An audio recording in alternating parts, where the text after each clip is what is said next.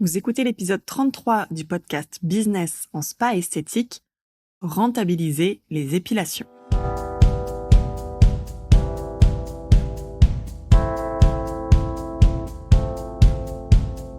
Bonjour et bienvenue. Je suis Tiffaine Modeste et je suis ravie de vous retrouver sur le podcast Business en spa et esthétique, le premier podcast du secteur du spa et de l'esthétique en France.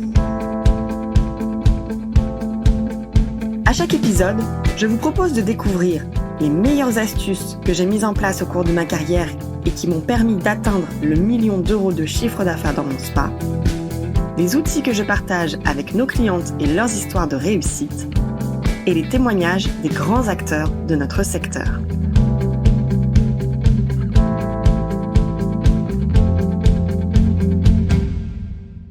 J'entends souvent dire que les épilations, ce n'est pas rentable. Ou bien, j'aimerais faire moins d'épilation parce que je gagne pas assez d'argent. Ou bien encore, je m'ennuie avec les épilations. Pourtant, pour un centre beauté, les épilations peuvent représenter jusqu'à 60 à 80% du chiffre d'affaires des prestations. Et effectivement, la plupart du temps, les épilations sont proposées à prix d'appel, voire pas du tout rentables. En dessous de 1 euro TTC la minute, gare à la catastrophe et à l'épuisement. Je parle souvent du fait que dans notre secteur, on a un gros problème de positionnement prix. On se dévalorise très vite. D'ailleurs, j'ai parlé de cette perception des prix dans l'épisode 6 qui s'appelle « Augmenter ses tarifs, de la peur à la mise en place » qui illustre à peu près notre rapport à l'argent dans le secteur. J'ai récemment entendu une esthéticienne se faire conseiller de la sorte par un fournisseur esthétique. Pour fixer vos tarifs d'épilation, regardez ce que proposent vos concurrents et fixez vos prix en conséquence. Ce type de discours est catastrophique. Les tarifs de vos prestations doivent toujours être fixés en fonction de vos coûts et de votre positionnement marketing, et non de ce que fait votre consoeur. Or, la plupart des esthéticiennes fixent leurs tarifs, ce que j'appelle à vue d'œil. Aujourd'hui, mesdames les chefs d'entreprise, ce n'est plus possible. Alors, est-ce que oui ou non, les épilations sont rentables ? Ma réponse est absolument. Dès le moment où vous maîtrisez ces paramètres. Simplement, dans les faits, très peu de centres font des épilations un business model à succès. Et oui, la majorité des centres ne font pas d'épilation rentable. Alors, comment réussir à gagner plus d'argent grâce aux épilations ? La première étape consiste à calculer ses coûts par soin et fixer ses tarifs en fonction de ça. Pour savoir si vos épilations sont vraiment rentables, la première chose à faire, c'est de calculer vos coûts pour chaque prestation d'épilation en tenant compte de vos charges RH, c'est-à-dire combien vous coûte la main-d'œuvre chargée, le salaire brut, les charges d'URSSAF ou l'anciennement RSI, l'enveloppe pour la prévoyance, la mutuelle, bref, vraiment votre enveloppe RH. Ensuite, calculez vos charges fixes. Combien vous coûte 1 heure de loyer, plus électricité, plus assurance, plus logiciel, etc. Et enfin, vos charges variables. Combien vous coûtent vos fournitures en cire, en consommables, en traitement du linge, en cosmétiques, etc. La plupart du temps, on calcule ses coûts par soin simplement en tenant compte des charges variables. Et c'est une grosse erreur. Soyez vraiment exhaustif dans cette analyse pour connaître votre marge nette pour chaque épilation, en visant un minimum de 30% de marge nette pour chacune de ces prestations. Si vous avez du mal à calculer vos coûts par soin, parce que c'est pas forcément un exercice qu'on apprend et qui est facilement mis en application, je vous propose de commander votre accès à la masterclass qui est disponible sur le site expertisepabionet.fr et qui s'appelle « Optimiser vos coûts par soin ». Ce sont vraiment des best practices qui sont capitaux que tous les centres doivent avoir et maîtriser. En règle générale, ce qui vous coûte le plus sur une épilation, c'est le temps passé par l'esthéticienne. Mais vérifiez également les coûts de certaines cires qui sont plus élevés que la moyenne. Alors, j'ai aucun problème, vous pouvez vraiment opter pour une cire de qualité avec un coût d'achat supérieur, mais il faut également le répercuter dans vos tarifs qui seront facturés à vos clients. C'est une valeur ajoutée prenez-en conscience. Une fois ces calculs effectués, vous pouvez davantage optimiser la rentabilité de ce type de prestation en reconsidérant la prise en charge de vos clientes épilation. Et ça, c'est la deuxième étape. Optimiser la prise en charge de vos clientes épilation. La preuve en est, je vais vous raconter ma dernière expérience de cliente mystère dans un institut de beauté proche de chez moi. Depuis plus de 2 ans, j'avais pour habitude de me rendre dans le même institut pour mes épilations, mais ma dernière expérience s'étant tellement mal passée, c'est-à-dire que j'ai été brûlée avec des traces, j'ai décidé de changer de centre pour ma sécurité et j'ai pris rendez-vous dans un autre institut. Alors, j'étais plutôt ravie de pouvoir réserver en ligne directement parce que ça me facilite la vie. Et en arrivant le jour de mon rendez-vous, la jeune esthéticienne me fait entrer directement en cabine en me disant « Je vous laisse vous installer et j'arrive ». Comme c'est la première fois pour moi dans cet institut, je regarde autour de moi et je vois une affiche au mur sur la minceur qui parlait de la technologie HTA. À son retour, je demande donc à l'esthéticienne « C'est quoi cet appareil ?» Et elle me répond « Alors ça doit être la cryo, mais je suis pas sûre. C'est ma collègue qui s'en occupe. Puis de toute façon, si c'est la cryo, on va l'arrêter. » D'accord. Et c'est quoi ces différents types de cellulite dont parle cette affiche ? Oh, bah ça explique les 3 types de cellulite, alors aqueuse, c'est, etc. Et elle poursuit en lisant mot pour mot tout ce qui est écrit sur cette affiche. Et puis elle commence à m'épiler. Et l'application de la cire, déjà à niveau technique, ça laissait vraiment à désirer. Mais bon, bref. La température, surtout, elle était bien trop élevée. Donc, je lui signale, elle baisse l'appareil, et puis elle continue à me parler des vacances qui approchent, du temps qu'il fait dehors, et puis des bruits de conversation qu'on entend de sa collègue avec une autre cliente dans le couloir. Et donc elle commente cette conversation avec la cliente. Mais à aucun moment, elle ne prend la peine de s'intéresser à ma peau, à mes habitudes de soins à la maison, d'où je viens, qu'est-ce qui fait que j'ai réservé chez elle, bref, pas de diagnostic. Une fois la prestation terminée, elle me laisse me rhabiller avant d'encaisser et de me souhaiter une bonne journée. Là, j'emporte avec moi la carte de soins tout en me disant, finalement, à quoi bon ? Est-ce qu'elle a vraiment envie que je revienne chez elle ? Parce qu'elle m'a rien proposé, elle m'a rien présenté. Donc, la prestation a été certes encaissée, mais avec une meilleure prise en charge, il est simple en fait de transformer une cliente épilation en cliente soins ou sur un achat produit. Il est vraiment temps de reconsidérer la manière d'aborder les services d'épilation que vous proposez à vos clients. Je vais vous donner 2 approches par rapport à ça. On va parler d'abord des clientes qui viennent pour la première fois en épilation dans votre centre. Pour toutes les nouvelles clientes que vous recevez en épilation, assurez-vous bien de créer une fiche client avec ses coordonnées complètes en vérifiant la mention RGPD. Précisez les consignes d'installation complètes en cabine. La cliente vient pour la première fois. Donc il faut lui dire dans quelle tenue il faut qu'elle se mette, quels sont les espaces à disposition pour se changer, comment elle doit s'installer sur la table de soins. Ensuite, vous lui demandez si c'est la première fois qu'elle se fait épiler à la cire, parce que elle vient chez vous une première fois. Est-ce qu'elle est allée dans d'autres centres avant ? Ou quelles sont ses habitudes ? Quelles sont ses habitudes aussi d'entretien ? Qu'est-ce qu'elle attend comme résultat sur le long terme ? Est-ce qu'elle veut par exemple une repousse plus lente ? Est-ce qu'elle veut une meilleure qualité de peau ? Est-ce que ce qui la préoccupe, c'est ses poils incarnés ou un autre problème cutané qui est lié à la pilosité ? Bref, demandez-lui et parlez, faites connaissance avec cette cliente. Ensuite, on complète un diagnostic par une analyse visuelle et tactile. Analysez le sens de pouce du poil et la qualité de la peau. Aucune esthéticienne ne fait ça. Je ne sais pas pourquoi, parce que c'est un très très bon indicateur et ça professionnalise énormément votre diagnostic. C'est la première fois, encore une fois, que vous voyez cette cliente. Donc sa qualité de peau, est-ce qu'elle est suffisamment hydratée ? Est-ce qu'elle présente des rougeurs ? Est-ce que ce sont des sécheresses sévères, des callosités, etc. Faites un diagnostic visuel.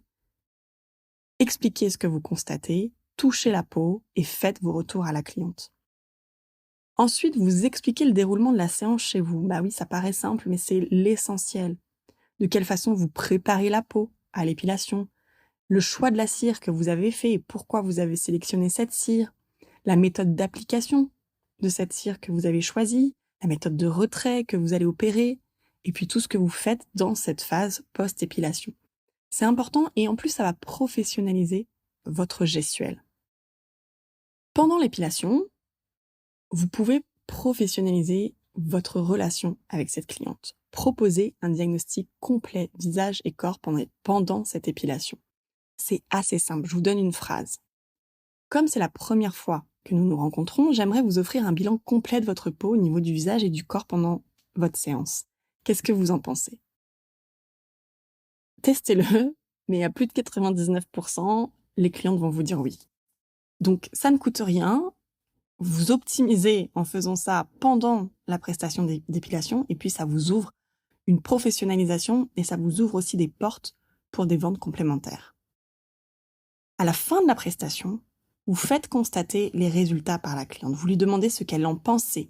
Vous lui expliquez, voilà, j'ai appliqué telle huile à la fin ou bien j'ai utilisé plutôt la crème ou la version baume parce que votre peau en avait besoin. Expliquez ce que vous avez fait, le produit que vous avez choisi et pourquoi c'est pertinent pour elle. Donnez ensuite, ça vous fait une transition toute trouvée, sur les conseils d'entretien à la maison. Quels sont les produits qui sont à utiliser avant la prochaine visite? Qu'est-ce qu'elle doit changer dans sa routine? Quels sont les soins aussi que vous allez lui recommander? Si vous avez fait ce diagnostic visage et corps, c'est quoi le premier soin que vous voulez faire avec cette cliente pour l'aider à avoir du résultat? Vous invitez ensuite la cliente à se rhabiller. Et puis, lorsque vous clôturez la visite, vous présentez, vous encaissez bien sûr la prestation, les produits que vous l'avez vendus et vous proposez le rebooking immédiatement avec le délai que vous lui recommandez entre chacune de ces épilations. C'est très important, je vous l'avais déjà dit, de personnaliser les recommandations que vous faites. Pour vous, comme c'est la première fois qu'on se voit, j'aimerais bien qu'on puisse programmer des séances à une fréquence de 3 semaines ou bien de 4 semaines. Et puis ensuite, on réadaptera la fréquence de vos visites en fonction de la réaction de votre peau, du rythme de croissance de vos poils, etc. Personne qui dit ça, personne qui ne fait ça. Comme c'est la première fois qu'elle vient, vous donnez la carte des soins. C'est pas à la cliente de prendre la carte des soins, ça doit être systématiquement vous qui donnez votre carte des soins. Remerciez votre cliente ensuite et raccompagnez-la. Une fois qu'elle est repartie, pensez à programmer une action de relance ou de suivi dans le cas où votre cliente n'a pas rebooké immédiatement après son épilation.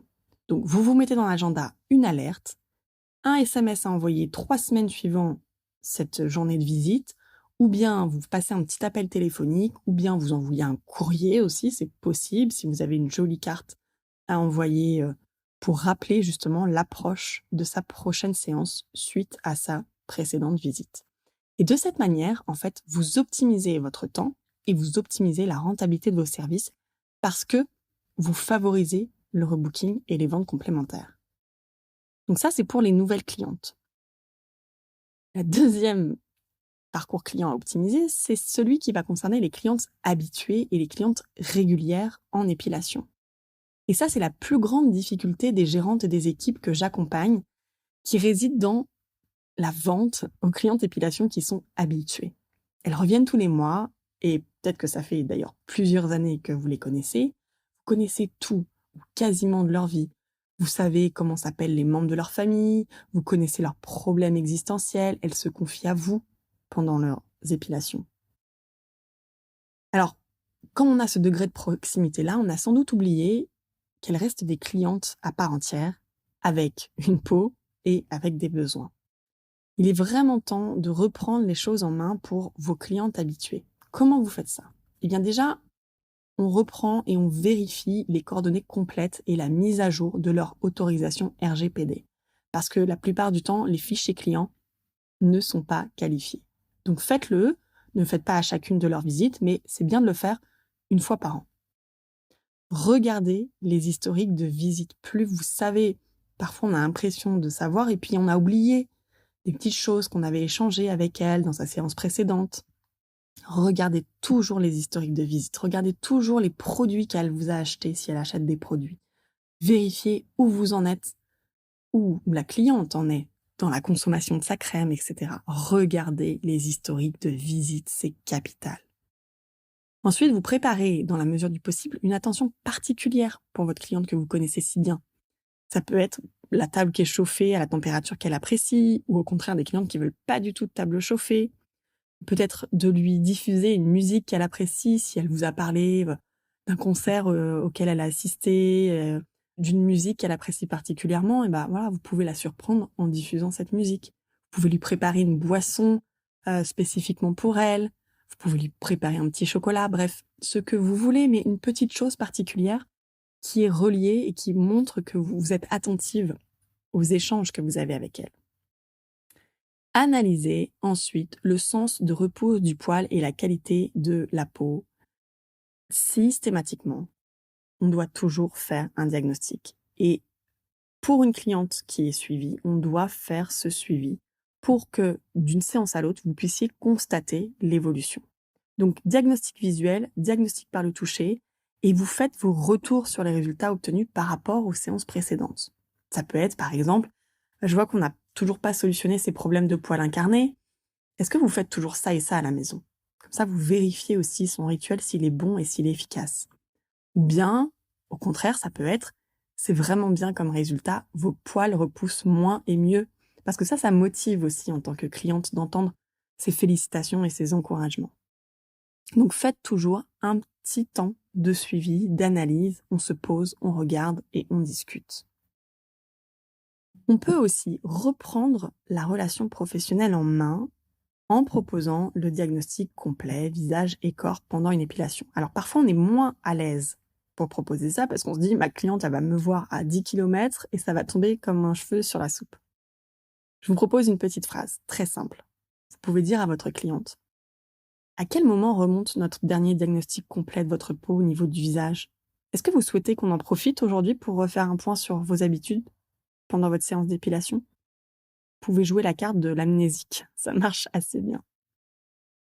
À la fin de la prestation, toujours faire constater le résultat. Est-ce que ça lui convient? Comment elle trouve sa peau? C'est très très important que la cliente verbalise le résultat à la fin de la prestation. Parce que ça vous donne la passerelle pour donner des conseils, reprendre un petit peu peut-être cette mauvaise habitude dont vous avez parlé juste avant, essayer de la reconcentrer sur les bons produits qui sont à utiliser pour elle spécifiquement. Est-ce qu'il y a un produit qu'elle doit vraiment utiliser avant la prochaine visite? Et puis, un soin qui est recommandé suite au diagnostic visage, si vous l'avez fait pendant la séance, pour dire, voilà, on a vraiment besoin de rééquilibrer votre peau, ça fait un petit moment qu'on ne l'a pas fait, c'est l'occasion. Alors, pareil, l'astuce vraiment pour finaliser cette prise en charge des clientes existantes, c'est de prévoir une action une fois qu'elle est rentrée chez elle, une action de suivi.